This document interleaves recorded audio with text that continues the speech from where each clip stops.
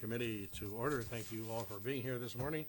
Today is Tuesday, February 11th, 2020. It's 9 a.m. In attendance are Senator Hughes, Senator Begich, and myself, Stevens. We expect Coghill and Costello here shortly.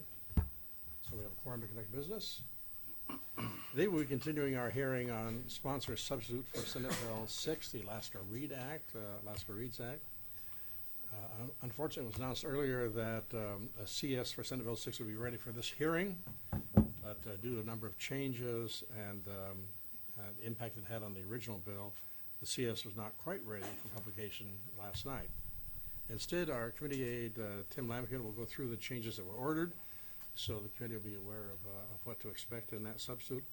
Following a short briefing and discussion on the changes to the bill, it's my intention today to have additional invited testimony on the overall policies, and hold the bill. Politics is right, too. Anyway, the policies that we're looking for, and hold the bill for further review. Second half of today's hearing will include a follow-up presentation by the university relating to accreditation and teacher training. I'm pleased to have Senator Coghill with us now. Are there any other questions or comments to come before us at this time? And I understand Senator Costello is ill and will not be here today. So on a pretty tight schedule, there's no comments. We'll move right ahead and call Tim Lamkin to talk about these changes. Tim? Thank you, Mr. Chairman, members of the committee. Good morning. For the record, my name is Tim Lamkin, staff to Senator Stevens and committee aide for the Education Committee.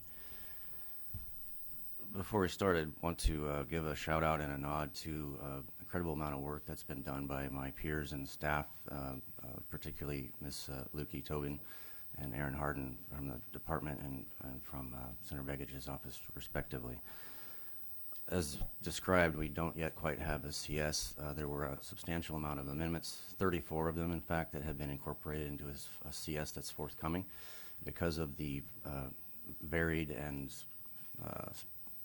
complex nature of those changes, it burdened our legal department to have a quick turnaround for that CS, and hence we don't quite have that. We do expect to have it in hand today, but in the meanwhile, I thought it was still worthwhile to go through the changes that will be reflected in the bill and what we can look for.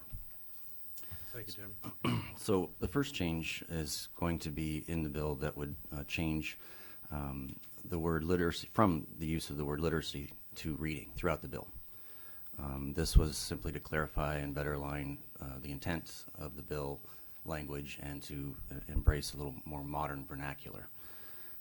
The second change is regarding parents as teachers program language, and that's forthcoming language to separate this Reading Act from Parents as Teachers program. The third change includes annual review, annual commentary on the efficacy of the Reads Act. That was a compromise and of interest of stakeholders. It's a means to improve and withhold communication between parents, teachers, administrators, and students. The fourth change would make explicit that a student shall not be retained a second time under this Reading Act. The fifth is changing the date in which a child may be eligible to enter kindergarten from what I believe is currently September 1st to June 1st. Similarly, there would be an amendment forthcoming that would change the date that a child may enter the preschool program to July 1st. Number 7 relates to the number of districts. Every year when students are retained, would remove a requirement for a district to post that information on their website. And there's going to be this type of data collection effort being done by the department, and it was felt that it wasn't particularly necessary to put that in statute. Number 8, districts shall report the number of students assigned in each classroom in K-12. Essentially, this is reporting on class sizes. Mr. Chairman? Yes, please, Senator Begich. Actually, K-3. Excuse me, I misspoke. Did I say 12? Yeah. Yes. K-3. Right, thank you. Senator Begich has my back here. I see. Number 9, the number and percentage of students in K3 who demonstrate improvement. This is another reporting requirement. 10 being after skills. This was in regard to those students in kindergarten because they're not assessed by grade in kindergarten, so we just wanted to specify so that they would now read grade level skills. 11 would reduce the number of years of experience required for teachers of teaching kindergarten or other early ed programs, but requires that they complete additional coursework as determined by the department.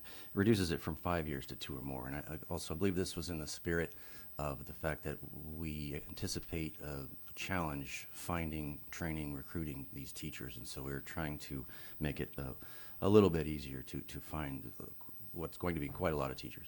Mr. Chairman, Yes, Senator Begich.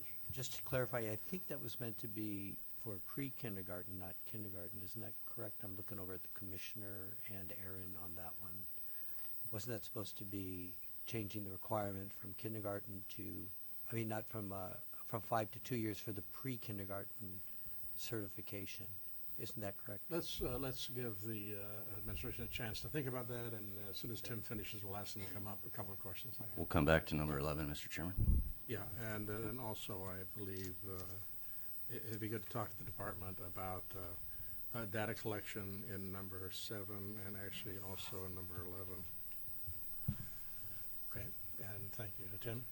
Continuing with number 12, that those course requirements as set by, established or determined by the district would be set in regulation. That's conforming consistency with number 11.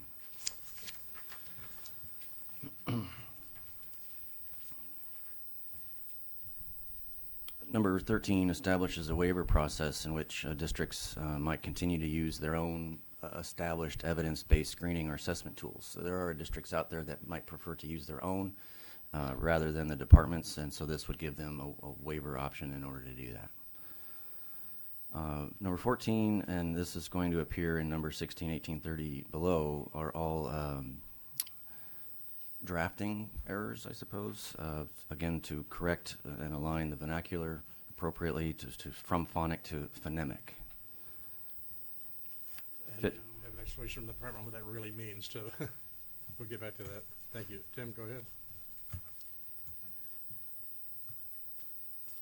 Similarly, for clarification, for conformity, consistency with the vernacular, we're changing the science of reading with evidence-based reading. 16 again is phonemic. 17 gives a nod and acknowledges the good work done by the 2018-19 task force on reading proficiency and dyslexia. I believe a couple of the members here were on that task force. And this would ask that those recommendations from that task force be put into consideration. 18 again is phonemic. 19 amends the hours required and for the intervention. Rather than having a set amount, it would be variable, dictated by the various needs of, particular needs of any given student. 20, 21, and 22 I'll touch upon the written requirements. It makes it a little bit less stringent insofar as when parents are notified of a possible need for retention of students, that could be also in conference, parent-teacher conferences type scenarios, and not necessarily in written communication. Moving to 23, add some language about scoring proficiencies, achievement levels that be documented, and that essentially it's a clearer track record of how students are achieving in terms of their grade progression and when it comes to considering whether or not they should be retained. 24 is a grammatical change. It just specifies, rather than a more broad reference to a statewide assessment, to the statewide assessment that is in place or would be in place. 25 removes the certified under Title 1420, which is deed certification standards for becoming a teacher. Removes those potential barriers to ensure that the existing pool of reading teachers exist.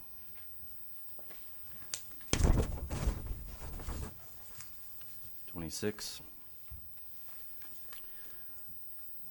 This is a conforming amendment with other parts of the bill. We're changing the notification process from 30 days to 45 days, just to give more reasonable notice as we move toward a retention scenario.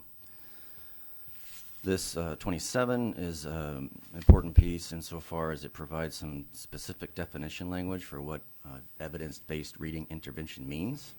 And that language is spelled out there for you. Unless you want me to read that into the record, I might save that for when we have a formal CS. I can do that at that time. But it was brought up that we needed a definition of what evidence-based reading intervention means. I want you to read through that just to make sure we've got it on the record and everyone in the audience can hear it. So in this draft, it means the instruction or item described is based on reliable, trustworthy, and valid evidence, and has demonstrated a record of success in adequately increasing students' reading competency in the areas of phonemic awareness, phonics, vocabulary development, reading fluency, including oral language skills and reading comprehension. As you may recall, Mr. Chairman, those were the big five, or the key components to overall science of reading and literacy. Thank you, Tim. Item 28 refers to the selection process of the 10 schools based on the lowest 10% of schools as defined in statute, or would be defined, and it ensures a comprehensive support of schools that meet the criteria that's being targeted here. 29 refers to a section that was redundant. Again, we're changing the notification process from, in this instance, 120 days to 45 days, because 125 days is pretty much deep into the school year, and so therefore that was found to be too late and also inconsistent with and redundant with other parts of the bill. Again, item 30 refers to a change in the word phonics, from phonics to phonemic. 31 is a big one insofar as it was requested that we provide a definition of what it means to be a reading specialist. And that is an applicant that holds a professional teacher's license with an endorsement in an approved content area, having completed an approved graduate program for the preparation of reading as a reading specialist at an accepted institution, including some supervised practicum or an internship as a reading specialist, or, in this instance, have 3 or more years of full-time demonstrated classroom teaching experience where reading instruction was the primary responsibility. And that shall be knowledgeable about literacy instruction and have demonstrated competence, including the understanding of the 5 components of reading instruction as identified in the National Reading Panel, also as identified in earlier in the bill, knowledge and experience of implementing effective reading instruction strategies and intervention methods, experience with designing and implementing school-wide response to intervention, known as RTI programs, or multi-tiered systems of support, MTSS. An understanding of experience with reading literacy screeners, and data analysis that informs instruction. Knowledge of dyslexia and other learning disorders that affect reading achievement.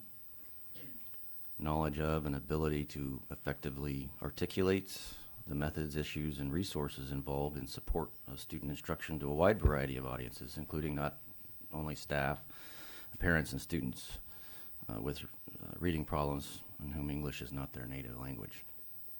And shall have completed required Alaska Reads coursework as identified by our Department of Education and Early Development. And this is all intended to help ensure our education professionals and their requirements for being reading specialists are made very clear. Thank you, Tim. First, we'd like to hear from the department on their interpretation of that, and also like to give the university an opportunity to address that if they care to. Please go ahead.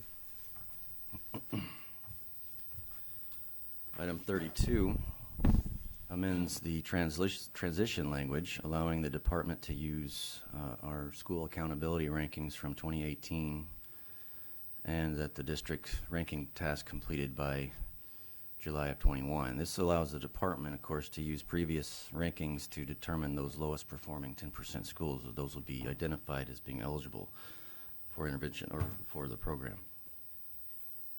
33 is a report by the department, by the commissioner, not later than 3 months after this effective date, to provide their status in implementing this piece of legislation, and to give regular reports thereafter as to the efficacy of this Reading Act. And then finally, 34 amends to create a recognition program for teachers who achieve high scores in reading improvements, that they be acknowledged, and to further help encourage and spur the success of the program and our students being good at reading. Mr. Chairman, that concludes the summary of the changes that we can expect in a CS. Thank you, Tim. I understand why our attorneys could not get this completed, but we expect it later in the day, and we'll share it with everyone. Senator Begich, yes. How many questions do you have? One. Okay. It's not even a question, it's an apology. You read it correctly on number 11. Of course, that's a qualification for somebody becoming a preschool teacher, and it would be either, initially had said 5 or more years of experience teaching kindergarten or another early education. We lowered that to 2 so that we could grow our own in local communities. So I just apologize for having interrupted your swift train of thought there. So. Thank you, Senator. Thank you, Tim. I appreciate your presenting that. Some questions have arisen that I think it's important at this point to ask the department if you'd come forward. Commissioner. And I do think one thing well, many things in this, and please speak to any issue that you care to, but could you particularly talk about a data collection and what the department's intentions are in that area, and what we have done in the past, maybe? Okay, for the record, my name is Michael Johnson, and I'm the Commissioner of the Department of Education and Early Development. Before I get to that, I'll just echo Tim's thanks and thank Tim too. He and Lukey and Aaron have worked hard to listen to the input that has been given to this committee and then incorporate it into the bill. And to see the bill grow into an even stronger, better bill has been great to see, and I just appreciate how thoughtful they've been to listen to every comment that's been given and then to consider it as part of this bill. So thank you to them. And then thanks to all the people that have provided comment, to you as individuals, but also to us as the department, and in testimony of this committee. And many of those folks are even in the room today as they're down here for the AASB conference. But it's been exciting to see how many people have engaged in the bill, how many phone calls we've had, and emails and testimony on the bill. So thank you. So your first question was about data collection. And if I understand, are you asking how we collect the data, or? No, just what your plans are. I know in the past we've, because of limited staffing, we have not collected data. At least we stopped that. Can you talk about what your plans are from this point on? Mm-hmm. I think input that the committee's received, several ideas that were given to the senator, the governor, in terms of data that the legislature would like to see, is incorporated into the bill. And so we already do various data collections at the department. We will continue to work to make those as efficient and non-intrusive to the districts as possible. But as you know, we also in the last year created a website, a new website to present our data. And so all the data that is collected through this bill, we will try to incorporate into the data presentation that we're already giving online through the Compass. Thank you, Commissioner. Could you give us a simple understanding of the difference between phonic and phonemic? I will do it. with apologies to all the people that have taught me well over the years that maybe I won't get it right. So I think the easiest way to think about it is phonics is print and phonemic is sound. And so phonemic awareness is an awareness that words are made up of different sounds. So committee is made up of several different sounds. Dog is made up of different sounds. So a child to learn to read has to understand that words are made up of sounds. Phonics is understanding that letters represent those sounds that they hear in a word. You know, I understand that, Commissioner. Thank you very much. I appreciate that, Senator Begich. Thank you, Mr. Chairman. If you remember when Ms. Boggs was before the committee and testifying, she had us go through a kind of a verbal process where we listened to the sounds. And I think that was an illustration of that very succinct and very accurate portrayal. Thank you. Ms. Boggs is ready to send us back to the first grade, too. I remember it. Thank you, Commissioner.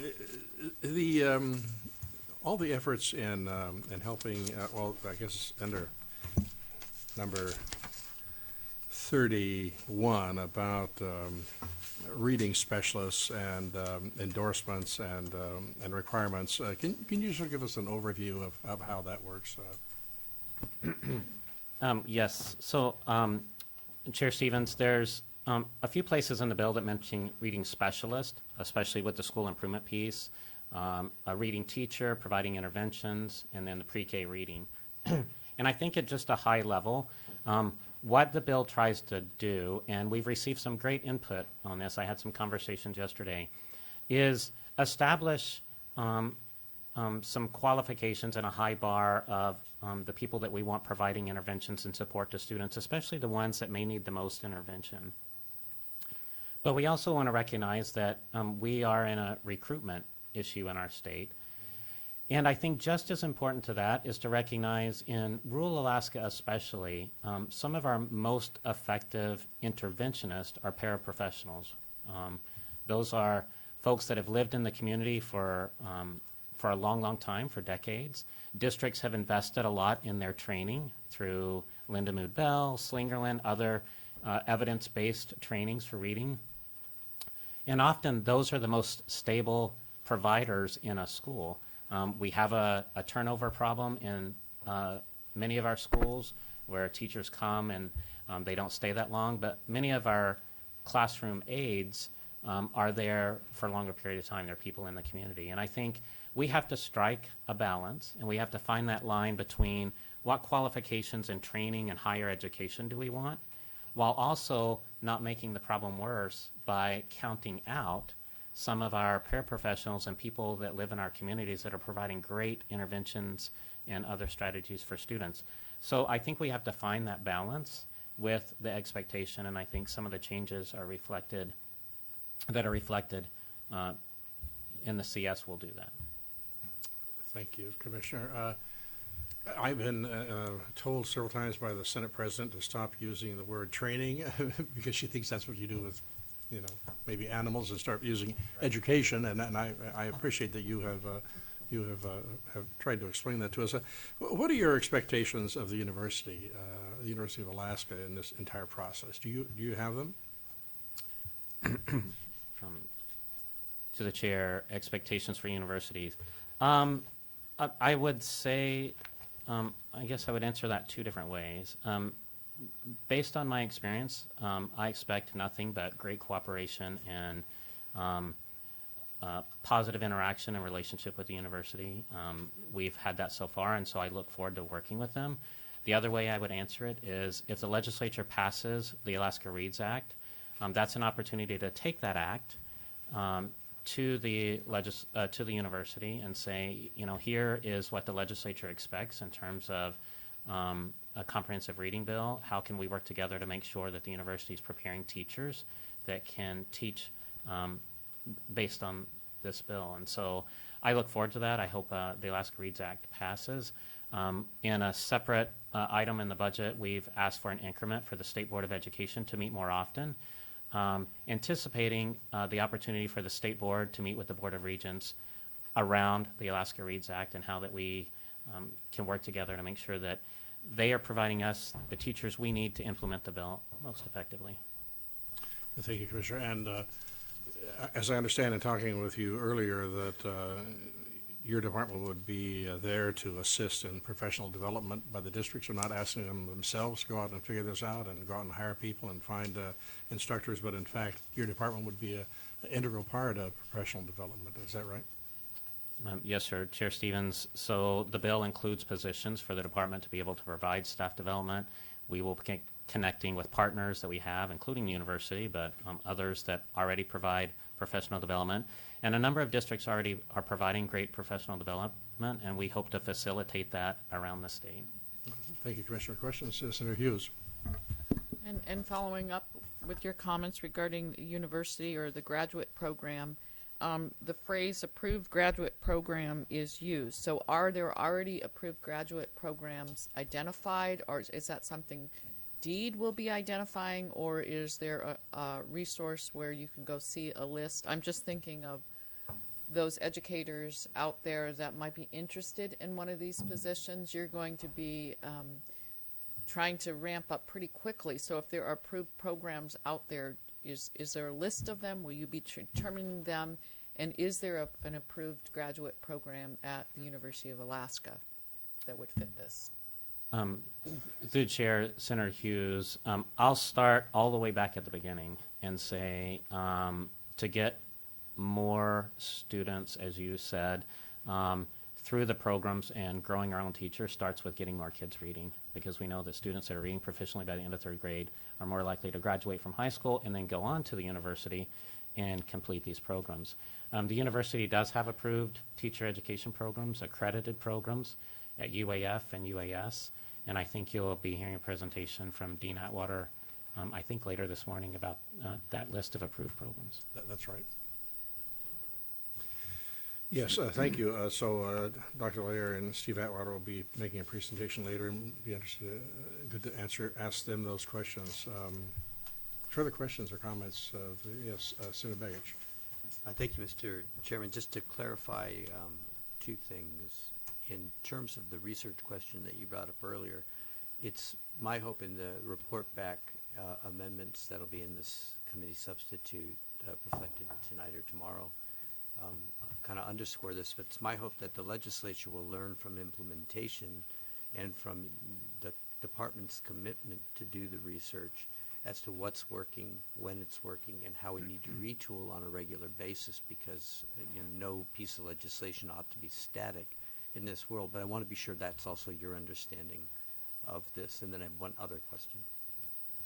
Through the chair, Senator Begich, I see this bill as a great opportunity. We've had great partnership with so many on the education community on the Alaska Education Challenge, and even identifying this as a priority.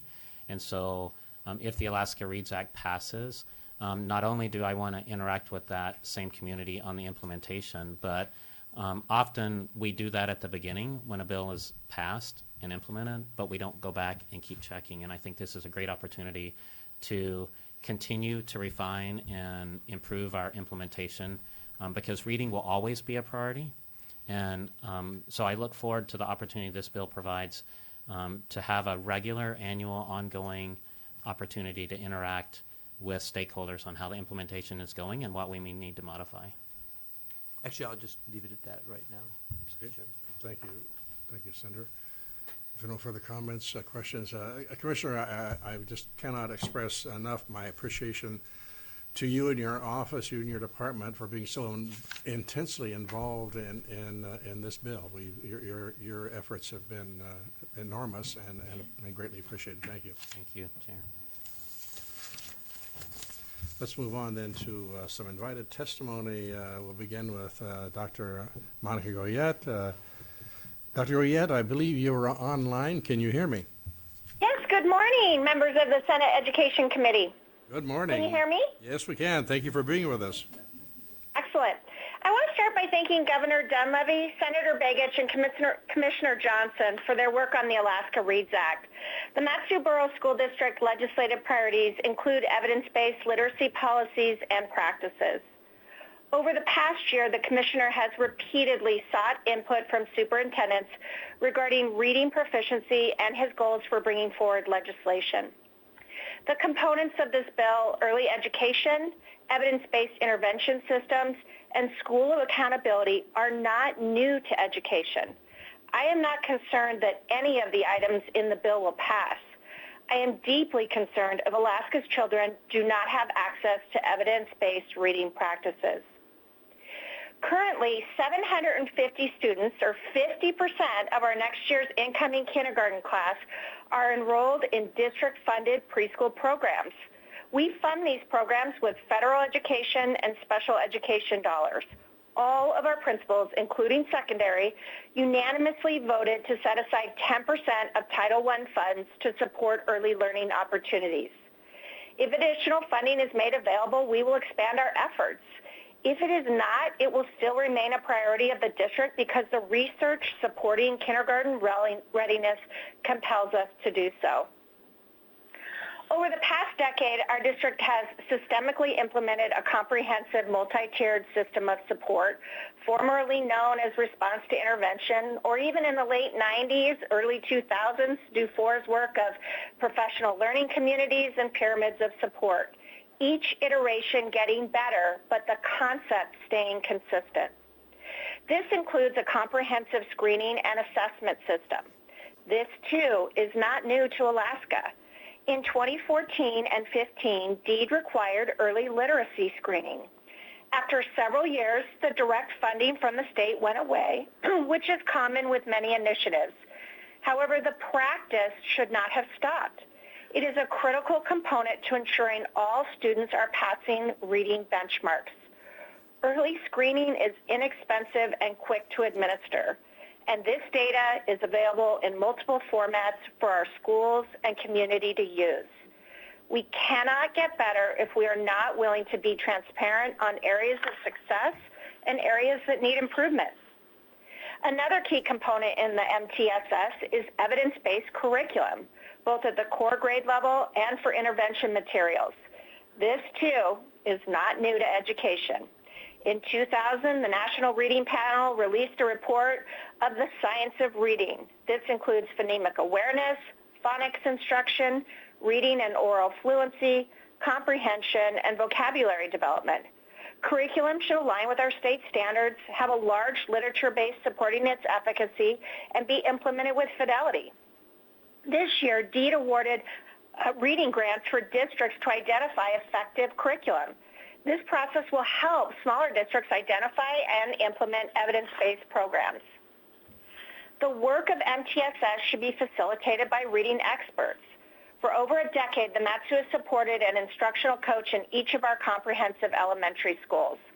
Through braided funding of general operating and federal funds, we have been able to secure these vital positions.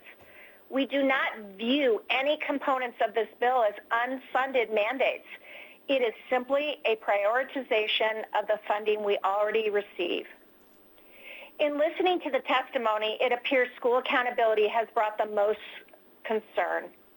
Accountability is critical to improvement. If we were first in the nation in reading, do you think we would be getting the same concerns? Transparency in our data combined with targeted interventions and support has helped us increase our Native, Alaskan American Indian graduation rates by 20% in the last 4 years. It started with working with our local tribes and acknowledging the inequities in our system. This is not easy to do. It is not easy to take responsibility for our weaknesses, but we must start there. Despite the systems in place in the MATSU, we still have students who are not reading proficiently by the end of 3rd grade. So why is 3rd grade so critical? I am sure you have all heard that in kindergarten through 3rd grade, we teach children how to read. In 4th grade, the transition occurs to reading to learn. As much as half the curriculum in their public school will be delivered through reading. Think about the future of our children. Information is ubiquitous. You can access it on a smart device anywhere, anytime. You simply need to be able to read. So what happens if a child is not reading by the end of 3rd grade? Statistically, students who are not proficient by the end of 3rd grade are 4 times more likely to drop out of high school, 6 times more likely when you add in poverty. 85% of juveniles who interface with the court system are below proficient in reading. Every educator knows these statistics.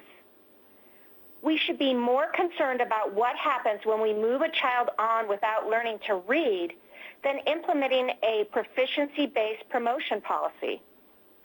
I hope that as this bill works its way through the legislative process that we maintain the critical components that were proven effective in other states. This should not be about what all the adults can agree on. It should be about what are proven practices to ensure a high-quality education for every student every day. Thank you for your service to our community, and I'm happy to answer any questions. Well, thank you very much, Superintendent Goyette. Appreciate your presentation. I'm sure there's several questions we'd like to ask you, but maybe to begin with, could you talk about an issue that we've been hearing about a lot is retention. Are you at all fearful of what this bill does in terms of retention? Not at all, because the evidence out there when the education commissions of the states reviewed legislative reading policies in other states and identified some key components that were part of those states' legislative policies. Early education, school accountability, and evidence-based practices. And part of that school accountability was retention. Retention on its own is not a silver bullet. It is one of many tools at the end of 4 years of instruction, reading instruction, that can be available to students and parents and staff. But none of those states saw a spike in retention rates. What they saw was a spike in student achievement. So if we're looking to replicate the success of those states, I think it's essential that we replicate all the components that was in the legislation. Thank you, Dr. Goyette. Any questions? Yes, Senator Hughes.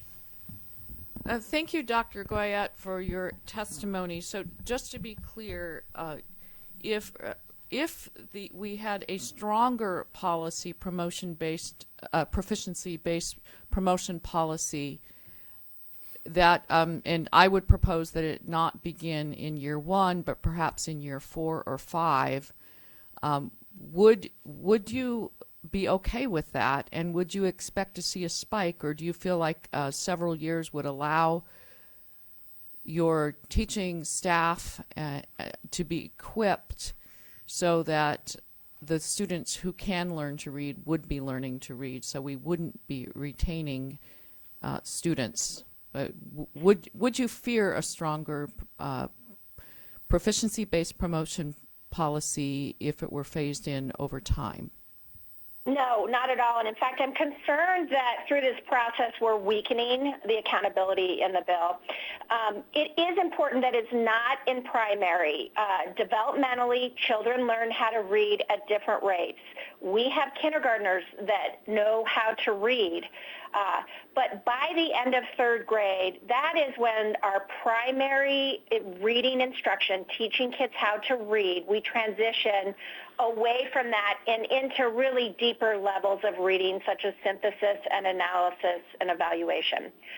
So I think it is important that we have it as a last resort. And one of the things that we always talk about in education is that time and support are variables. And you see that in this bill, that outside of the school term, reading minutes is a critical component of that. Some students need additional time, and that may mean an additional year. Senator Hughes. Thank you, Chair Stevens. I just want to thank you, Dr. Goyette, for your courage to make that statement. And also, it's clear that your commitment that you are going to, in our area, in our district, whether or not there is a stronger policy adopted, that you're going to work with our schools in the Mat-Su district like there is a stronger policy. And I'm really looking forward to the outcomes. And I appreciate your work and your commitment. Thank you. Further questions? Senator Begich. Thank you, Dr. Goyette. Just a quick question. What's since the question was asked about retention or grade progression, what's the role of the parent in a decision on, in your mind, in the decision on grade retention? I personally feel like parents should be the final decision maker in all aspects of their child's education. And if we are working with them and we have demonstrated that we have accessed all our resources, that we believe additional time and support could be a benefit, I think that we'll have formed a good relationship and come to the same conclusion. But things are not going to work if parents don't support them. Thank you very much. Thank you. So, Dr. Goyette, I truly appreciate your comments on the issue of unfunded mandates. We deal with that all the time here. We're often accused of unfunded mandates, but I appreciate your thought process that would say that reading is foundational, and that's why we have a Department of Education, why we have districts, why we have teachers, is to make sure that our children can read at the level they're supposed to read at. So I appreciate your comments on this not being an unfunded mandate, but in fact being a requirement of all education. Thank you very much, Dr. Goyette. Appreciate your time with us. We'll move on to Dr. Mark Stock, who's the Deputy Superintendent of the Anchorage School District. Dr. Stock, can you hear me?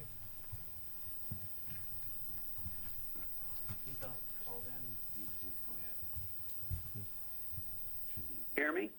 Yes, hear you slightly. If you could speak up again. Thank you for being with us, Dr. Mark Stock. Well, thank you very much, Mr. Chair. So Dr. Bishop sends her sincere regrets. Those of you who know her well, you know how passionate she is about this subject. She's asked me, I am the Deputy Superintendent for Anchorage School District. I've been in Anchorage for 4 years now, and she asked me to read into the record her letter, of which I will do that, and then she asked me if I would offer some personal commentary of my own regarding this bill. So with that in mind, here is Dr. Bishop's written testimony for this morning. Dear members of the Senate Education Committee, thank you for allowing me to testify today. I want to begin with an affirmation for the bill considered sponsor substitute for SB 6.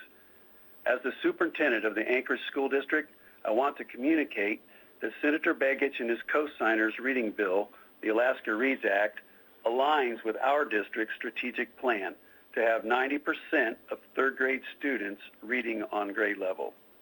In addition, ASD's legislative agenda provides support to this statewide effort. Alaska depends on this legislation to empower our teachers to ensure students are readers and thinkers in today's global society. The evidence is clear that Alaska students are not performing as well as their peers in the nation in reading.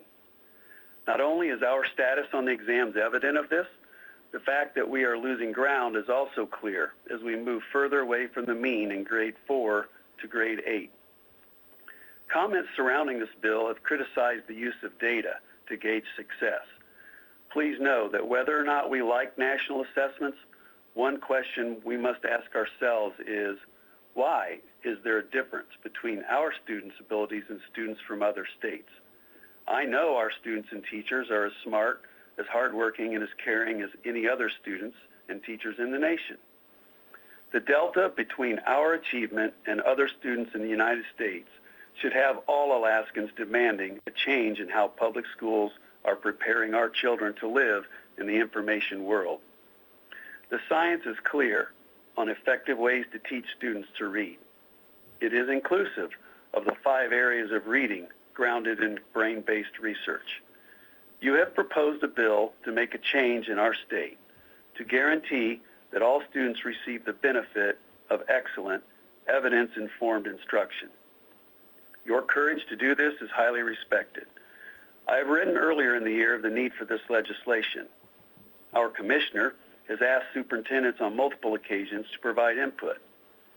Please know, I am not interested in a consensus bill by which everyone can be happy with the outcome while picking apart the essential tenets that research has proven are good for students. Rather, I prefer a bill that will make a positive change, as improving the outcomes for Alaska's children is the primary reason public schools exist. I understand that Alaska has not been down this reading road before. Just like any new road in our state, a great amount of dust is thrust about as one travels along a bumpy road. The dust often makes it difficult to see the destination. However, continued forward momentum with heightened awareness of needs leads to a clearer vision. The dust around this bill will settle. I am confident that you have heard from stakeholders across the state who have provided feedback to allow DEED's administrative codes to guide us on this newly dusted trail. In Anchorage, too many of our students are not reading at expected levels. Our student learning data are not what our community expects. Please know that I am not ashamed or shamed by what our data represent, but rather I am socially incentivized to improve our teaching and learning in the area of reading. Monitoring success is essential to growth. We should inspect what we expect. In summary, I'm grateful for your fiscal support of preschool. I understand the need for assessment and reporting. I accept accountability in public education. A school system that allows continued feedback to parents as well as their involvement in action is essential to schools and classrooms. Thank you again for your courage to make a change. Legislation must remain relevant and uphold and reflect the values and beliefs of a society. The committee substitute for SB 6 does just this, as it provides for all Alaska's children to leave our schools with the fundamental skill of reading.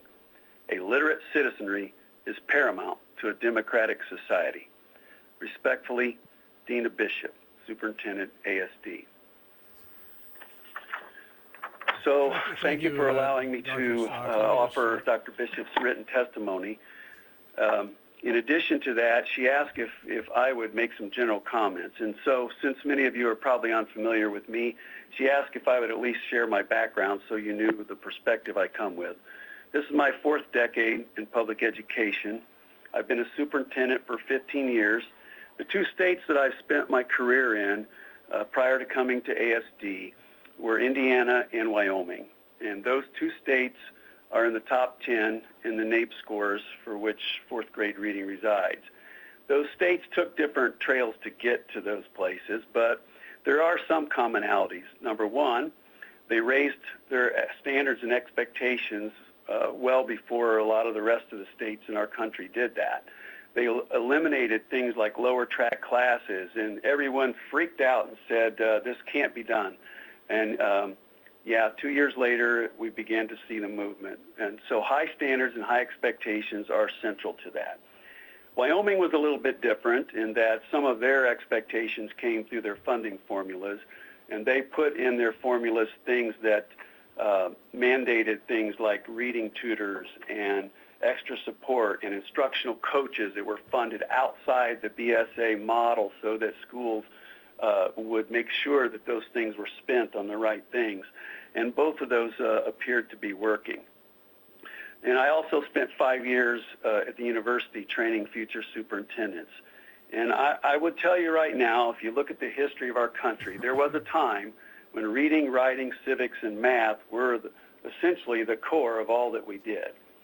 But those of you who have been around a while know that in the 70s and 80s and 90s, the floodgates opened and expectations began to layer upon schools. Item after item, in every legislative session we have, we end up with additional expectations. What this bill does is 2 things in my mind. Number one, it codifies some of what we know works well, evidence-based instruction. It's not that innovative. Other states have done this. It's not like we're pioneering a whole new road in the country.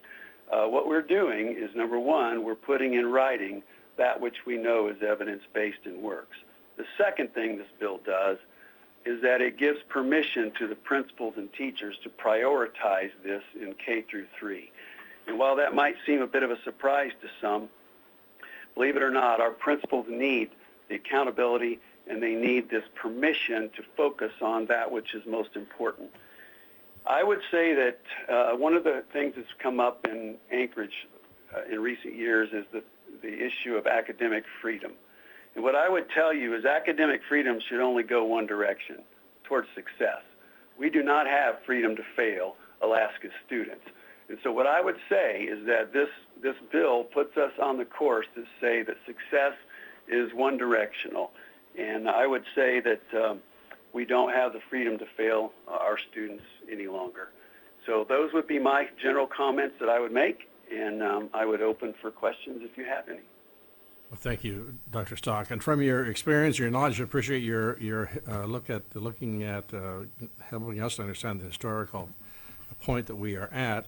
From your experience, then, if this bill were to pass, would you expect to see greater student successes and maybe see Alaska move up a little bit from the bottom in nationwide studies? I absolutely would. I think the commitment to training, and yes, we do have other issues. We've heard people talk about recruitment and retention and those things, but those are secondary issues. The heart of this whole thing is two things: expectations, accountability, and permission to prioritize. And I think that this bill does that. Thank you, Dr. Stock. Further questions? Senator Hughes. Thank you for your testimony today, and I applaud the high bar of 90% of students being proficient. I was wondering, have you given the district a time frame to achieve that? That is a wonderful bar. And also, as you know, the question of proficiency-based promotion has been discussed, and there's some concern about the state having a stronger policy.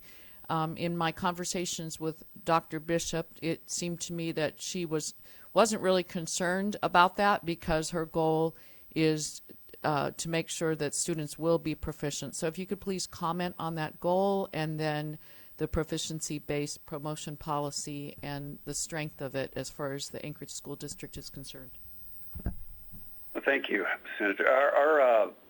Our school board has not passed its latest strategic plan yet, so the current destination 2020 says that 90% proficiency by 2020, and we're not there yet, and we've got a long ways to go to get to that point. Our new strategic plan will have a 5-year, probably, if the board continues with what I think they're going to do. We will have a time frame that we will be aiming towards that. I think in terms of the retention, I couldn't agree more with Superintendent Goyette's comments about retention. Dr. Bishop and I've had this top conversation as well. We are all in agreement on that. We feel like this is the one piece that actually it gets the most attention, but it is a key leverage point. And one of the interesting points is the fact that it creates attention to it is part of what creates the energy and leverage behind saying this is serious, this is a priority. But if you read the legislation carefully, which a lot of people haven't, there's plenty of places in there for alternative methods of proving proficiency. There's plenty of waivers.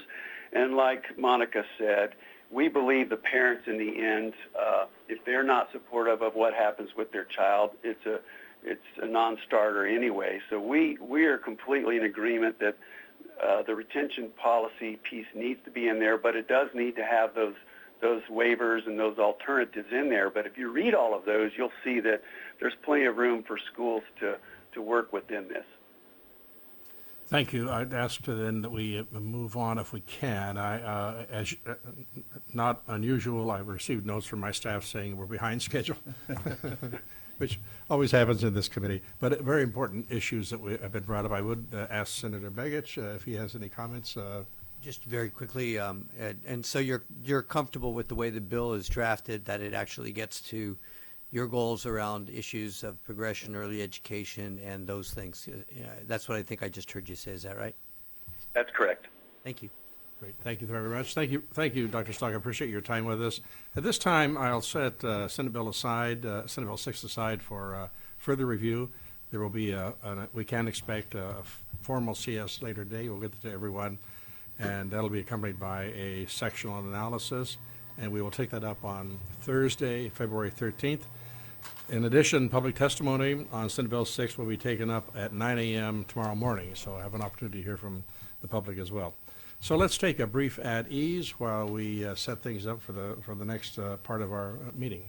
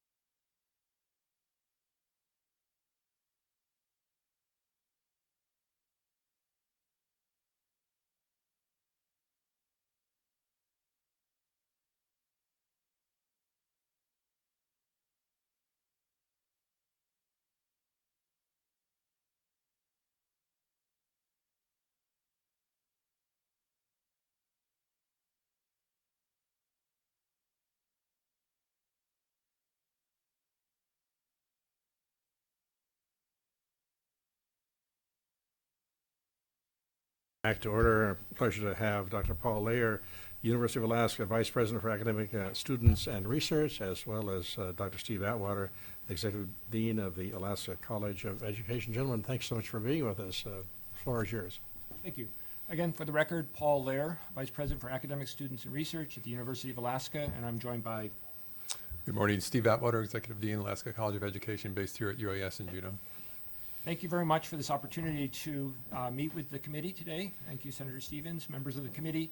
To follow up on some of the items that President Johnson addressed in his testimony a week or so ago, and what we would like to expand on today are our progress in the area of teacher education. And of course, that's a very timely subject given the earlier testimony regarding the Alaska Reads Act that we just heard, but also then talk a little bit about what we're doing in general to address some questions regarding our student recruitment and strategies. As you know, enrollment has been dropping at a university, and each of our universities is doing some very innovative techniques to improve their recruitment, retention, and graduation, and these are very important areas for us.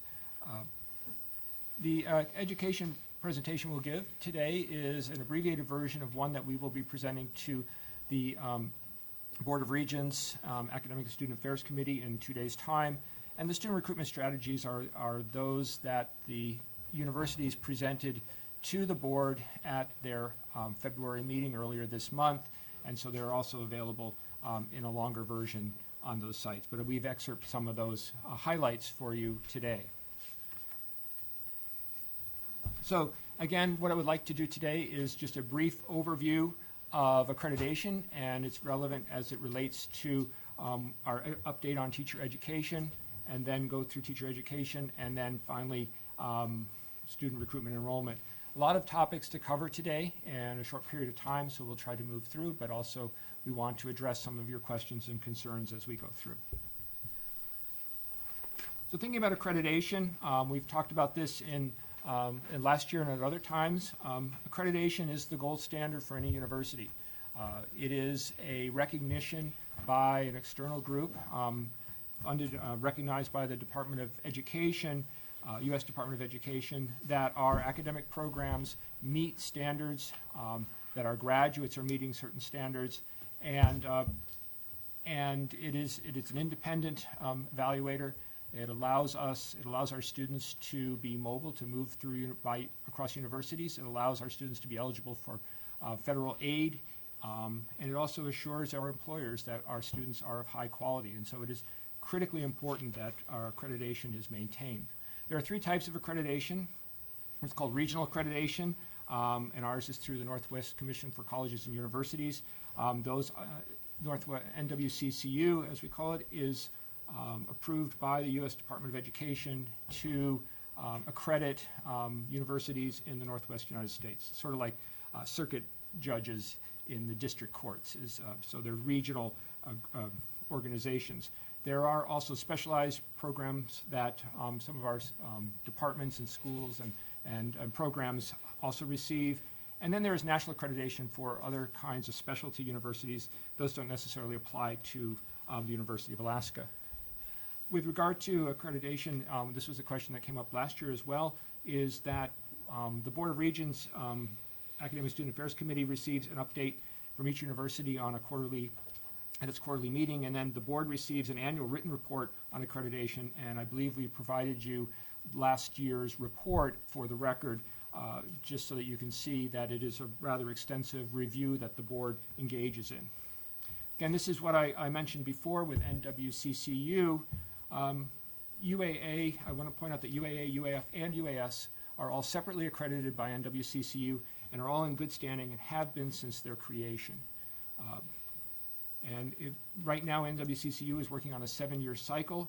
UAA completed its site evaluation in 2018 and is expecting a visit in 2025.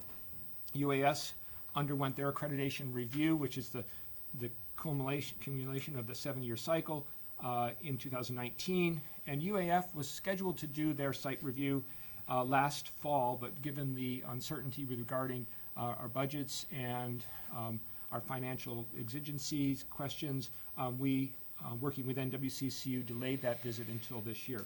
UAF is still in good standing. They just extended the timeline for us, but they will be coming in September of 2020 to evaluate UAF. And so UAF is currently preparing their study documents. Specialized accreditation and the documents we provided was a big chunk of what we provided to you. We have over 60 programs with specialized accreditation across our system. And again, these are beyond the university accreditations and really are specialized for specific programs. And I just highlighted 4 of them there for our engineering, our business, our nursing programs. And highlighted there is the programs for teacher education and preparation. The organization is known as CAPE, and they are the organization that accredits our teacher programs across the state. Many organizations, licensure boards rely on students graduating from accredited programs, whether they're engineering programs or nursing programs or education programs. And in fact, our Alaska Board of Education requires that students graduate from CAPE accredited or programs or those that substantially meet CAPE accreditation, and we'll come back to that in a moment. So it's very critical for us to have our programs in good standing with both the regional accreditor but also with these programmatic accreditors, and the board is constantly monitoring those. Before we go on, Dr. Lair, the loss of accreditation for the teacher training program in Anchorage was certainly a shock to the legislature, as well it was a shock to you, and everyone I have spoken to said we had no idea that this was about to happen. Does the annual report that you give to that is prepared for the Board of Regents give them a heads up on red flags, on potential problems in accreditation? Is that included in that report, or how can we find that out? That is the intent of that report and also of the updates. However, there were some communication lapses in reporting to the board the status of the accreditation review for the UAA programs, and so that is something that we are reviewing. Lessons learned, if you will, from this program, or from the issues that we have, and I agree. And you know, kind of moving to the loss, that was it's a seismic event in many ways, a shakeup of our system. UAA had our largest teacher preparation programs, and it really was a major loss for the university. And so when we spoke last year, January 11, 2019 is my day that will live in infamy. That was the day that we received the letter from from CAPE regarding our programs, and it was definitely an all hands on deck, and I do appreciate everybody who worked to allow us to provide for our students, and so we are getting back to that. So. Well, thank you. So you feel at this point that the university has learned lessons, certainly, and that something like this will not sneak up on us in the future. That is the expectation, and we are. The board is asking those tough questions now of us, and so I believe that we have now put those safeguards in place to be able to move forward. Thank you. Any further questions? Let's move on. Yes, Senator Begich. I'm afraid we will likely run out of time, so I really wanted to just say, for 3 years, I listened to the university tell us how they were going to recruit and build teachers in the state. And the data is clearly showing, as a result of the loss of that accreditation, I can't emphasize the chairman's words enough, that the university has failed the education system in the state. We're dropped by almost half the number of teacher candidates. I don't see a plan. I see the university upset that the university got caught out, and I hope that at the end of this presentation we will have a plan. Okay, thank you. And we will come back to that at the end, and I'll try to move through a little bit more. Again, the question of the board taking action very quickly.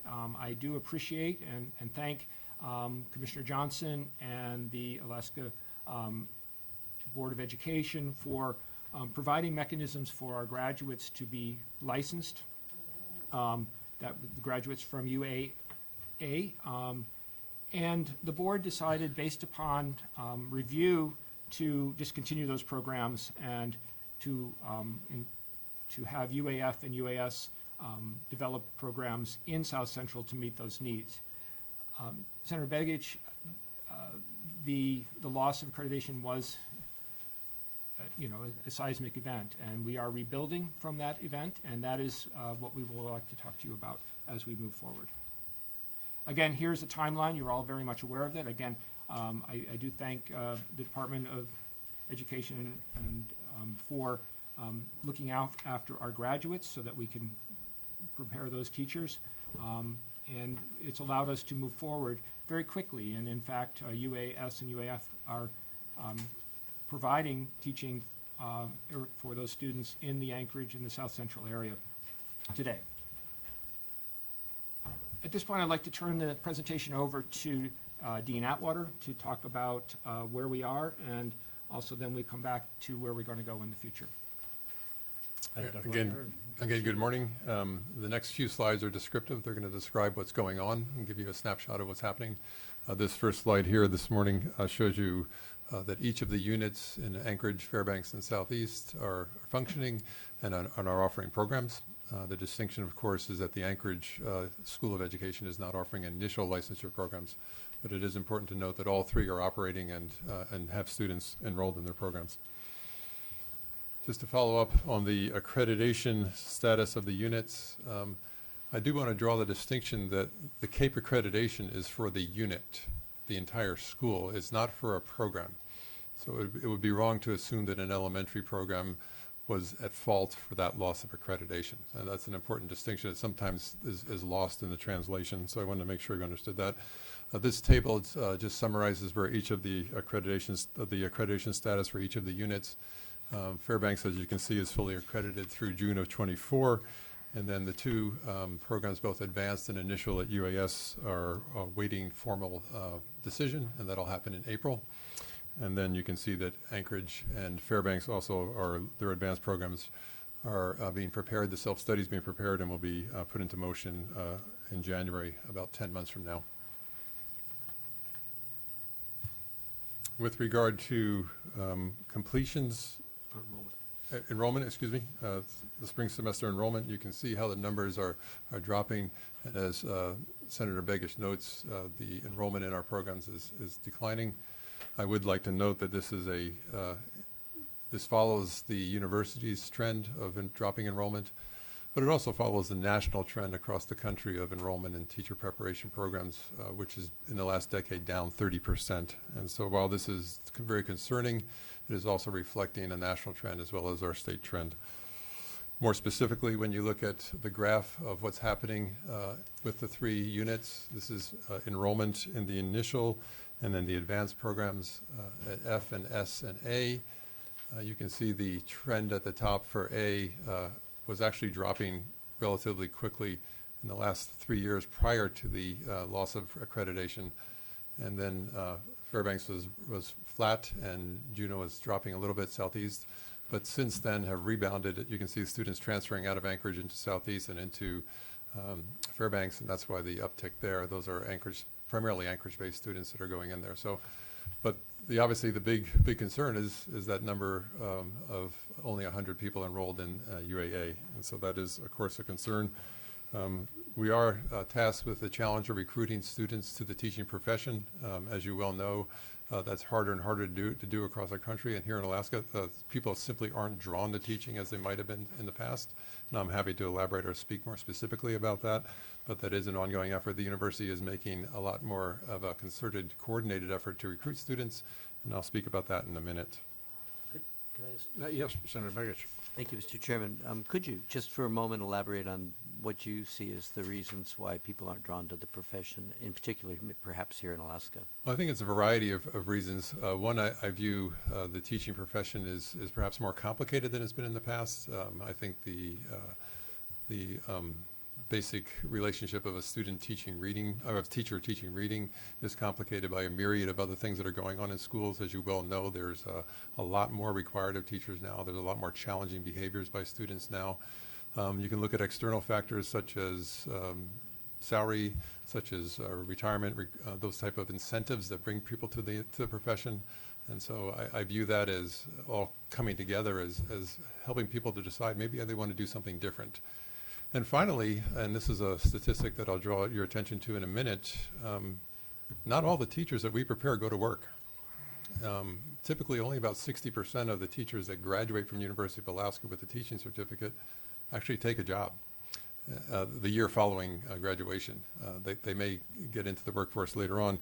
And so there are a variety of reasons why that's the case, but the function of the hiring of teachers into the K-12 system is outside of the university's control, so be aware of that as well. So in terms of the shortage, on average, only 65% of the teachers that are prepared each year will actually be working in the following fall. So that's important too.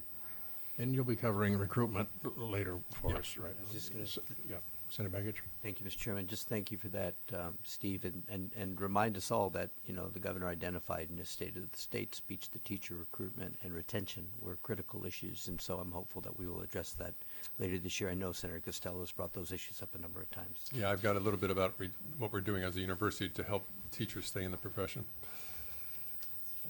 And while we're sort of stopped, let me say, we will be able to go on until 10:30 if members can stay, and so don't feel as if you're exactly rushed, Dr. Atwater. Thank you. This table here summarizes the completions for all programs.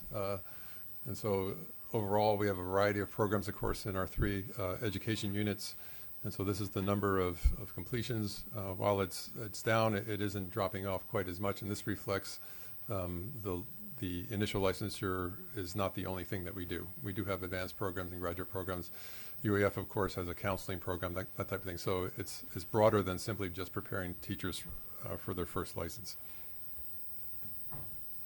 With regard to first-time completers, this is the number that are coming out of the door with a certificate in the spring for a year, academic year. And you can see that the expected number for this year is only 158. That is a concerning number, of course. You well know that the number of teacher vacancies in our state is well above that each year. And so that is obviously a concern. We would like to think this is bottoming out for us. This will be the lowest number that it will be, and that we are working hard to bring people into the fold as we can, and that we'll begin to turn that around as we can. But certainly we don't want to hide behind the fact this is at the bottom in terms of the numbers, and you can see how they've gone down.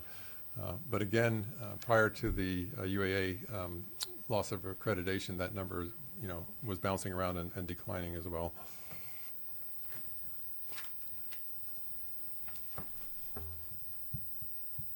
Several teachers were unexpectedly put in motion, or several students, candidates for teaching were unexpectedly put in motion last winter. It was a disruption, as Vice President Lair mentioned, and I think that we should commend both Fairbanks and Southeast for stepping in to help those students. And this are just some numbers to share that these were students that were at UAA that have transferred, that are going to be graduating with teaching certificates both this past December and then in May. Shares that number with you. One of the things I did want to share is that the quality of teachers that the state that go to work in Alaska are very well received. And each year, the three units participate in a survey, 4 different surveys, but one of the surveys is we survey the principals that hire the teachers 8 months later. And we ask them how are they doing?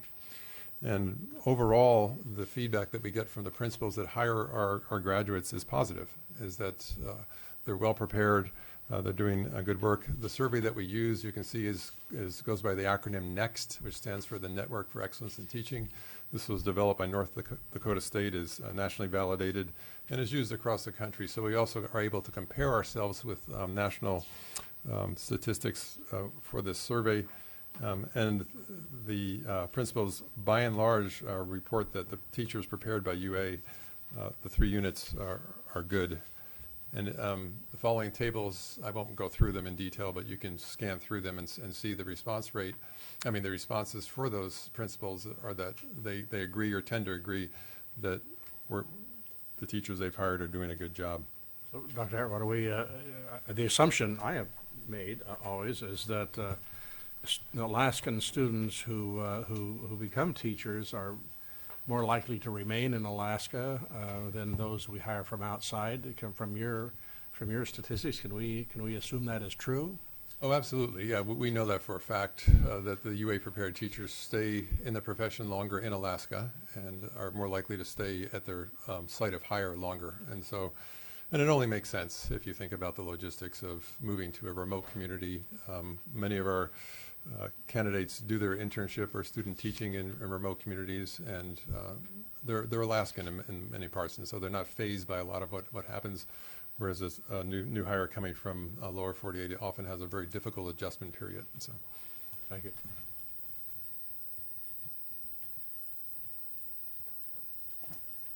so I'll keep going and provide some more focus on what's happening in South Central Alaska, since I know that there's a lot of concern that the rug got pulled out from underneath students from the university there. And so what's happened in response? What are we doing in response?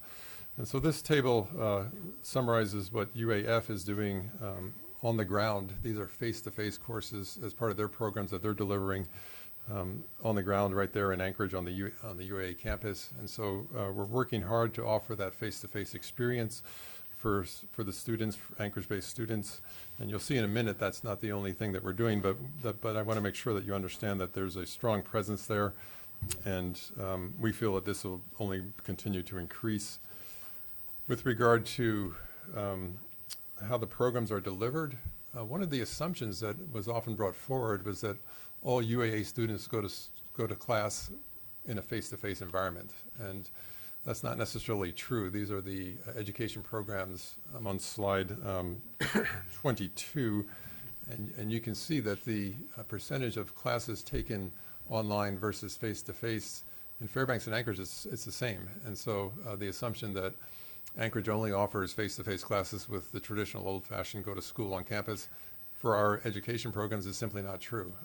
Much of the instruction is delivered by distance. And then for UAS, as you can see, the majority of the instruction is delivered by distance. So I did want to make sure you understood that. And that's a critical piece, and you'll see in a minute that we do have students that are taking advantage of multiple universities to pursue their degree, to get courses in different places. And obviously the online option is critical to that. And is that something you see that will maybe increase in Anchorage and Fairbanks, use of online classes in the future? Yeah, we are, but it's also driven by need. And I do have an example here on the next slide that I'll show you, which will detail this.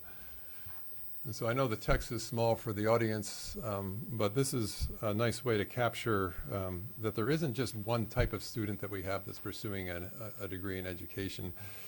These are all UAF from Fairbanks students that are from South Central. These are local students from South Central, but pursuing different pathways.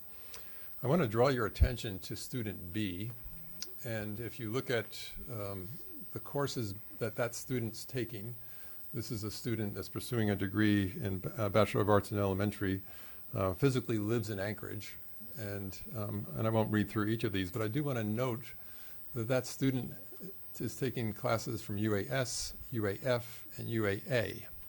Okay, this is a UAF student. And in these halls and in other places, there's been a lot of criticism that courses across our system don't transfer. And this is a prime example of how the university is actually well set up to actually serve students in a variety of ways. And so we're really proud to show that a student who maybe wasn't able to get that one course is going online and getting the course somewhere else, and vice versa. And so these four scenarios do illustrate different approaches and different ways that we're meeting the needs of students. And again, I want to push back that there may be an assumption that all the Anchorage-based students drive into UAA campus and go to school. That's not the case. They do it in a variety of ways, and this is an illustration of that. So I want to make sure you had a chance to see that. and that the transfer credits are working quite well. And so what are we doing as a university to support the recruitment and retentions of Alaska's teachers? You may think that maybe that's not a university function, that's a K-12 function to support K-12 in that way, but it's not. The university certainly embraces that responsibility and does well to support the teachers once they're out in the field. The primary way is through the Alaska Statewide Mentoring Project, which has been going on for years, and President Johnson, as part of his budget, does support that project. And this is where experienced teachers are working with early career teachers at their location. And you can see the numbers. We have over 150 early career teachers being supported, and 26 districts are getting this level of support. I do want to note that districts are spending their dollars for this service as well. This is not an externally funded piece as it once was. This is a shared responsibility for fiscal responsibility. And so districts recognize the value of this service for the mentors to come in, are paying for it, as well as the university supporting it as well. So be aware of that. The next item is with regard to recruitment. The university's invested a lot of money into Educators Rising. This is the national organization that helps steer high school students to the teaching profession. We now have a presence in 35 districts, Educators Rising. More than 100 students will be in Fairbanks next month for their annual conference. It's too early to know whether this is actually leading to teachers, but we're certainly steering them into the profession in a coordinated way that we haven't done before. So we're very proud of that. And very proud of also the districts investing their own money in this as well. This is not simply an externally funded thing. Districts are taking that on themselves and are helping to pay for that. So that's positive. And then finally, I did want to point out a service that the university has been providing for a long, long time, which is the Alaska Teacher Placements. And that's partially funded by the university, also funded by fees from the K-12. But that's a clearinghouse to help students, graduates find jobs, as well as to do recruitment across the country.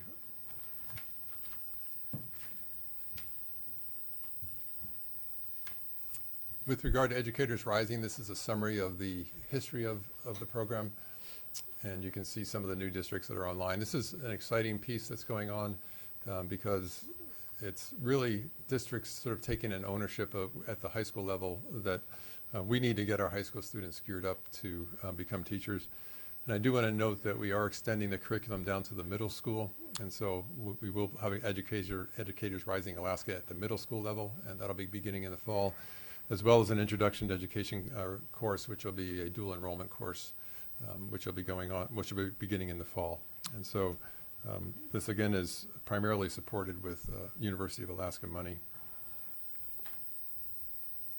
Great, thank you very much, Steve. So kind of coming back to where we are now, we have established, as Steve has pointed out, programs in the South Central region that we think can meet a lot of our student needs. And so now the question is telling students about it, getting the word out, coordinating our recruitment efforts with marketing and websites that there are these pathways available for students. And so we are taking a look at our websites on all of our universities and through the Alaska College of Education so that students have clear ideas of what is available for them. And again, our students learn in different ways, and so providing different pathways for students, some resident, some non-resident on campuses, taking courses from across our system is key to our moving forward as well. UAF will continue to ramp up its in face-to-face classes in Anchorage as we move forward in hiring additional faculty to meet those student needs as the students come back to us. A lot of the students who were in our education programs, or not a lot, several, many stopped out this year to wait and see what happens. Part of that is the uncertainty with regard to the budget and student aid and various other areas, but a lot of it was, what is the university going to do for me as a potential teacher? And they're watching us now. And so what we want to do is assure them that we have pathways available for them.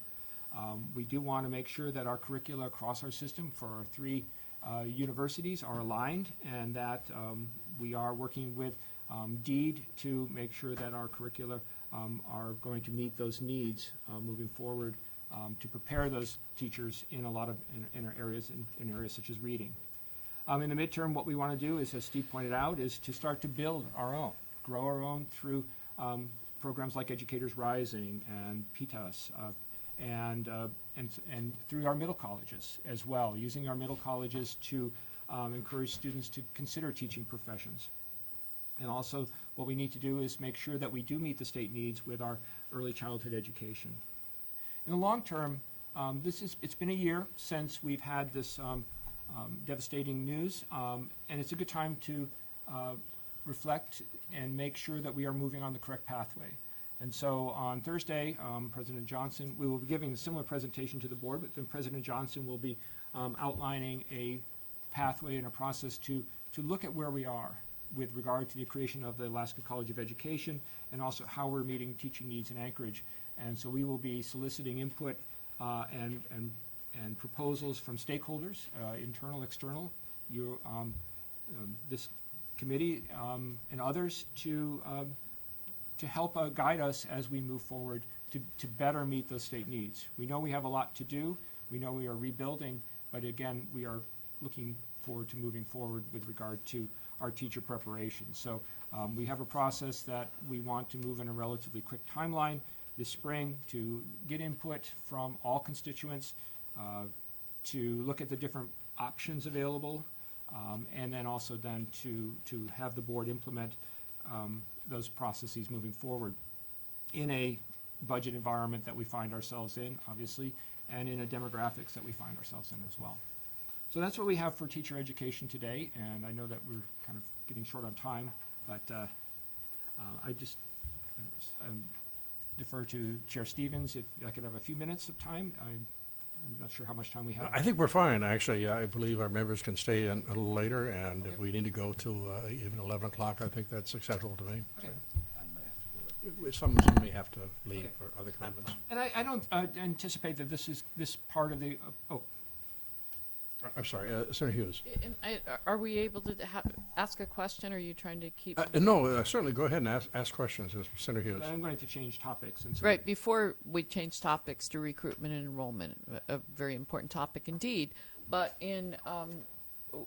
as you know, we are looking at SB 6, the Reading Alaska Reads Act, and I received an email from a teacher, and welcome you to dispel this myth, but this is the impression this teacher has regarding preparation for reading. And so I'm just going to read her words, where Alaska's university system has a role to play.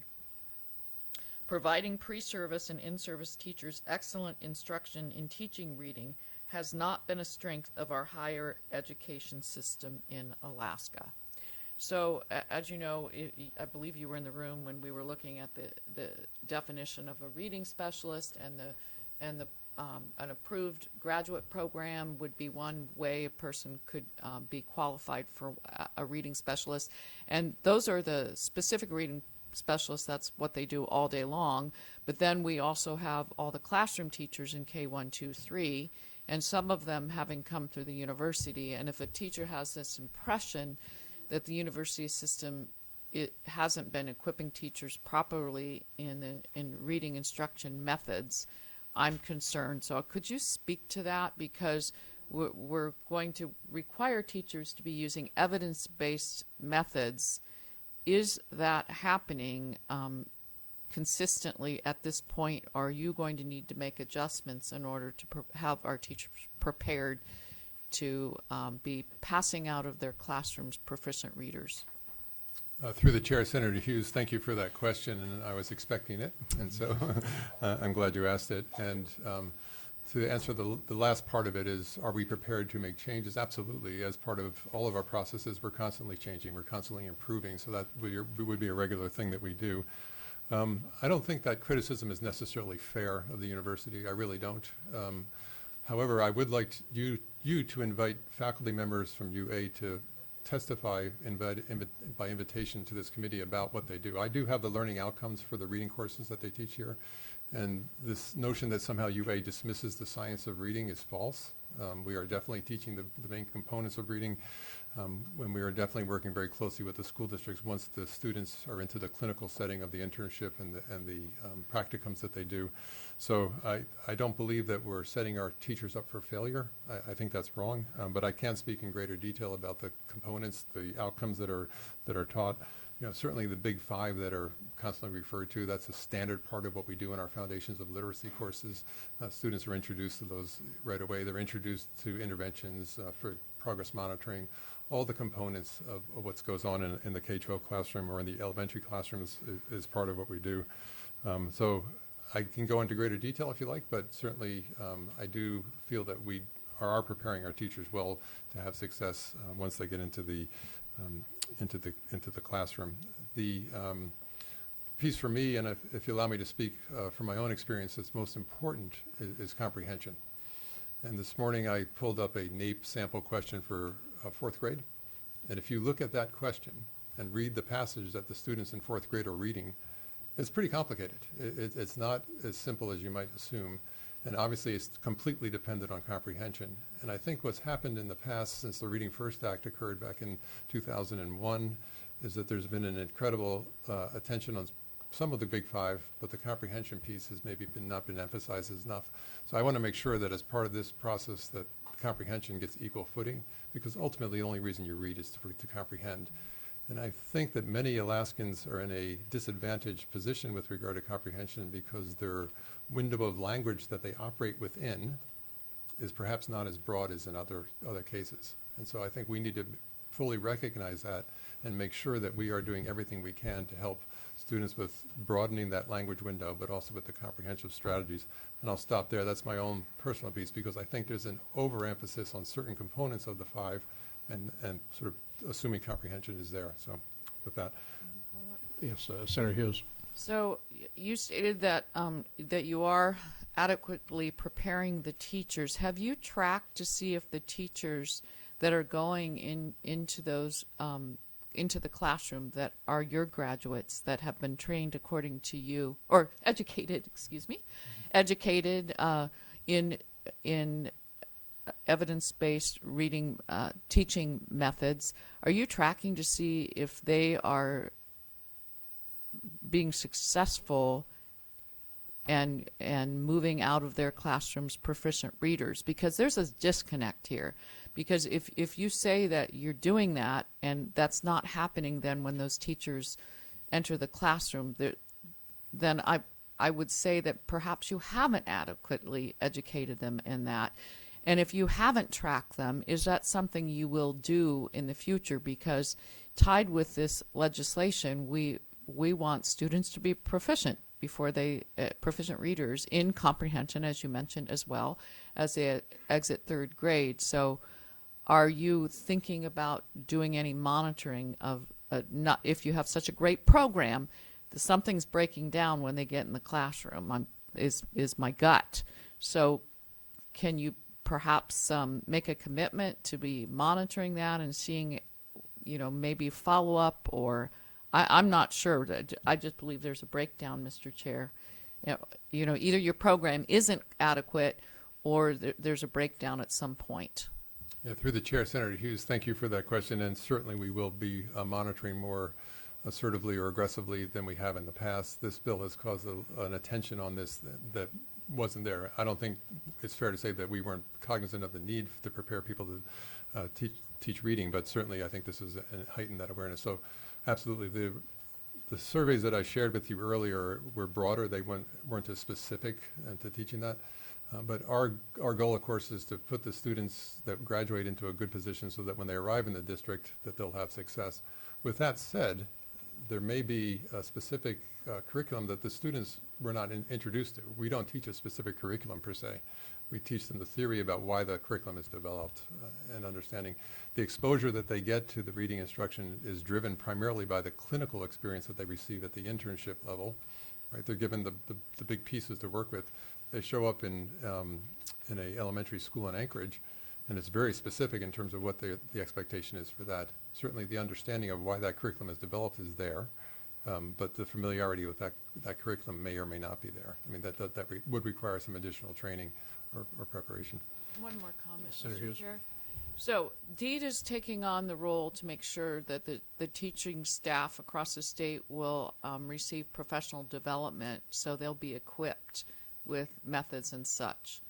My hope is that you, the university, would be using that same type of teaching so that the students graduating and getting their teacher certification will essentially already have that professional development, so that they won't have to then be retrained again by DEED. So will you be looking at what DEED is going to be teaching existing teachers and make sure that the up and coming teachers will have the same education and be taught those methods?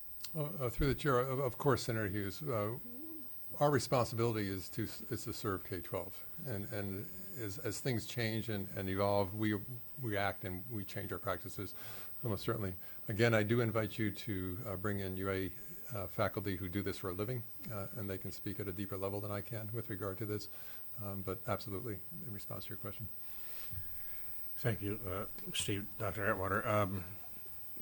You're always learning so much in this committee, but one of the things that sort of surprised me was you had reported that of the students who go through a teaching program, I'm not sure university-wide or just Anchorage, but 60% go into teaching, 40% don't. That seems like a very high number, and I'd like to know more about that. Are they just taking a year off? Are they, 4 out of every 10 that we are educating, or some reason are finding that they don't want to go into the after 4 years in college, they're choosing not to go into that field. Can you help us understand that 40% figure a little bit more? And that is for the year following graduation. Mm-hmm. And so they do go into the field at a greater percentage later on. Mm-hmm. Yeah. But why is that the case? I think it can vary from someone who's targeting a specific job at a specific, Kodiak High School, they want to be the physics teacher. Mm-hmm. There's no job, but I live in Kodiak, I'm not going to go anywhere, that type of scenario. Others are family relations, pregnancy, whatever, those kind of things will derail the career. And the teachers that the post-bac teachers that come to us with a baccalaureate degree and then do the intensive 1-year NMAT or an MED program, they have a higher percentage going straight in because they're at a point in their career, they're usually older, 28, 30 years old. They're at a point they're sort of more focused than a 22-year-old who's graduating with a bachelor's that way. Well, thank you. It'd be nice to know a little more of the details over time I and can what get happens that. within 5 years. Senator Begich? Two very quick things. First, I should have put on the record, I run a scholarship fund that funds students who predominantly go to UAA or the University of Alaska System for Education and Public Service. So that presents some kind of a conflict, I guess, but I don't get compensated by how many people go or don't go. But I'm putting that on the record. But I wanted to point out that we're in the midst of our process now of getting applications, and this is a comment to your early Educators Rising, the Educators Rising component. For the first time in about 5 years, those applying to become elementary school teachers or to go into the field of education is significantly higher than the number that have been interested in the past. And I don't know if it's connected yet. I intend on doing a little research on it, but I thought you might want to hear a little good news given my rather harsh and negative news earlier. So I thought, Mr. Chairman, that so far nobody has applied, in fact, for public service, which is usually the category that has most applicants. So they've all been educators this year so far. Thank you, Senator. Further comments? Dr. Atwater, you have some more material to present to Nope, us? I think we'll just try and finish up with the recruitment and enrollment. Okay. Thank you very much. Oh, thank you also, Senator Begich, for your support of the programs in education. I think as we grow our own better and have role models in the schools, I think that's going to continue to bear fruit as well. What I wanted to do is just to shift gears very quickly and just highlight a couple of things that we're looking at when we talk about recruitment and enrollment strategies. President Johnson obviously showed this graph during his presentation about our enrollment, and what we have seen is a decline in our headcount across all of our universities since about 2011. So even prior to the latest reductions within our budget, enrollments at the university were declining, and this reflects a national trend that we see in higher education. Higher education is not as attractive to students coming in as it has been in the past traditionally, and that's a national trend and not simply an Alaska trend. But it is one that we need to address because we do have one of the lowest college-going rates in the country, and it's something that I think that we need to be more aggressive about. It also reflects perhaps the idea that college education is not necessary to get a good job in Alaska, and we have lots of very good jobs that don't require college degrees. But as we transition our state into more of an information economy, these jobs are going to be becoming more scarce, and we need to have college-educated graduates in the workforce. And so this is something that we are very concerned about moving forward. As you can see, with regard to these are fall enrollments. We had a dip in enrollments every year, but in 2019, obviously, we saw a larger dip, especially at UAA. UAF and UAS show a little bit less percentage drop, but it is a concern. There's a lot of factors controlling that, uncertainty regarding student loans, uncertainty regarding the budget, uncertainty regarding programs, and it's something that we need to continue to work on. What I wanted to talk about really briefly, though, was just to highlight some of the things that each of our universities is doing to improve recruitment, retention, and graduation. And those are kind of the three hallmarks of what we are looking at. As a system, we do have programs to bring people to the university. My Future Alaska is a portal that we have from a system perspective, but also we have to recognize that each university has its own demographics, its own region that it looks at, its own specialization, and what it's not a one-size-fits-all. Each university has developed its own strategies to reach its own markets, and I just want to highlight some of those things here. Starting with UAA, really the idea is to look at the student experience. We know that the first semester is the most critical when students come in, and we also know that Anchorage is the local university and is one that looks at that area in South Central Alaska as a place to recruit students. And so they have really focused their effort in recruiting, primarily in South Central Alaska, but statewide as well, but also then focusing on that core key first-year experience for their students, for our students. They've developed new tools to reach students, including electronic ways to go, and really playing, as you've seen probably on the ads across the state, the unique aspects of UAA.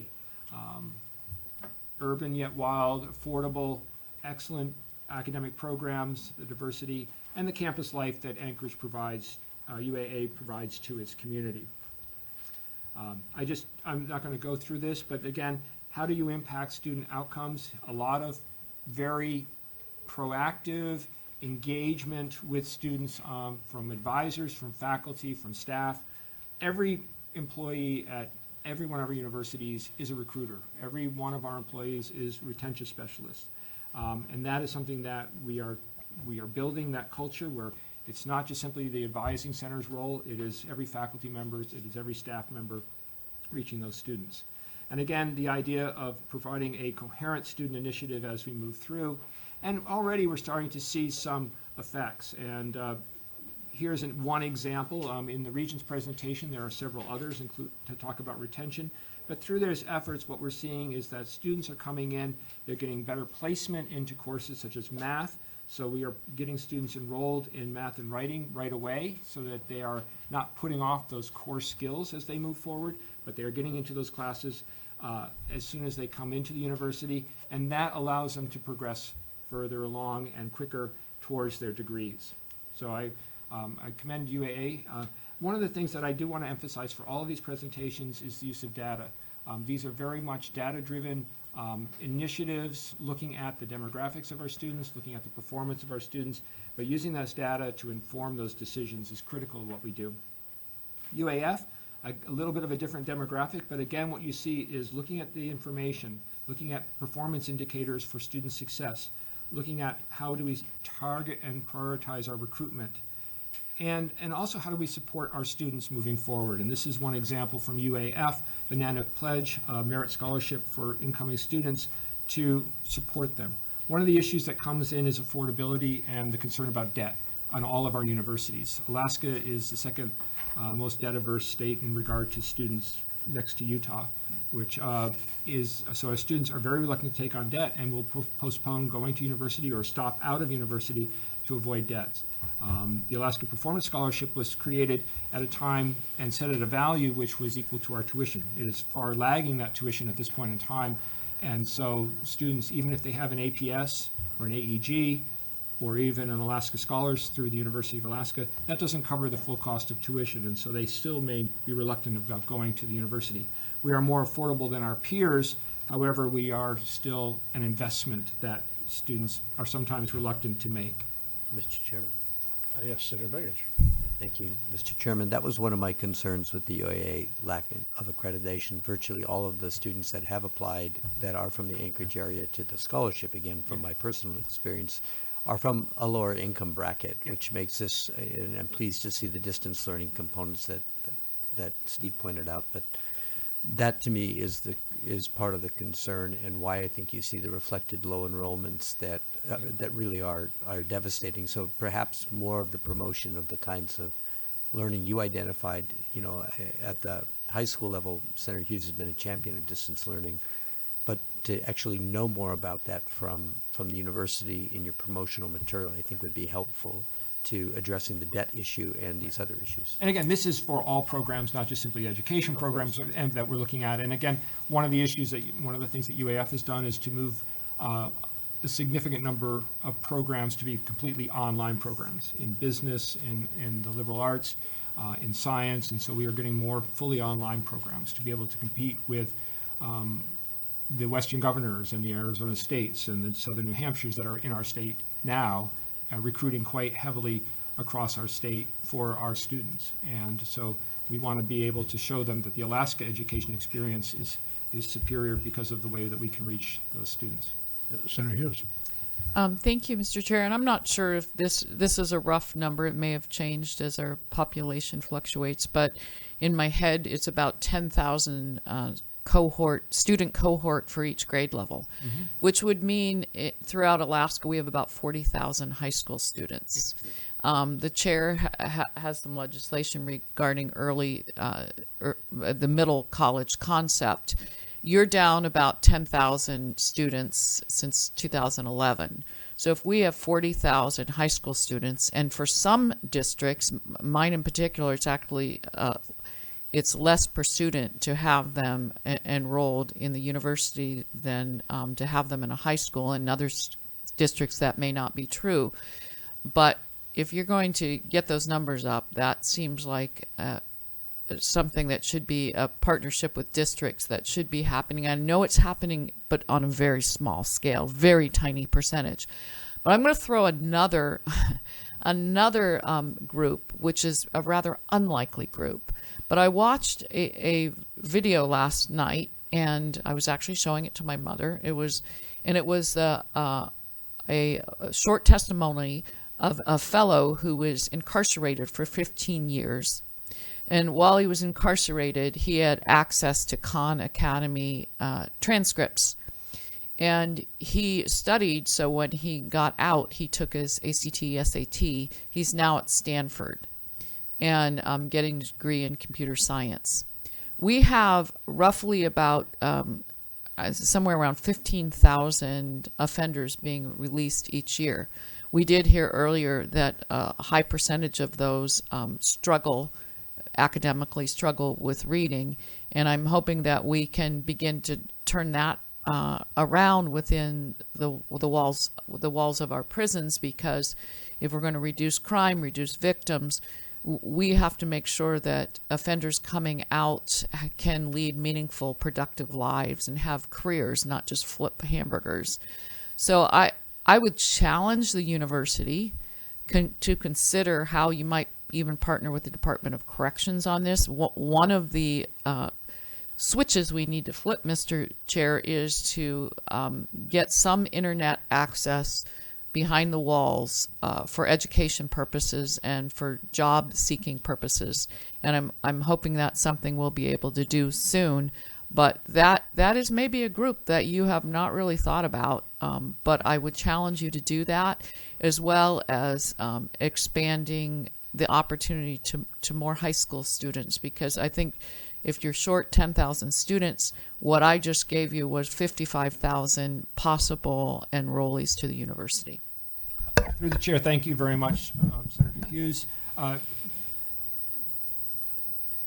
Starting with the corrections side, I know that, for example, at UAF, there's a pilot program that has been working with the Fairbanks Correctional Facility to go in and do creative writing in writing with them. And I was able to observe that last year with Professor Sarah Stanley from UAF. And I think there's some other programs that we're developing to reach that population, which is a very good one. Alaska, thinking back to our high school students, less than 50% of the graduates go to any sort of higher education, period, anywhere. And this is unfathomable on some respects to me, and how that would really happen.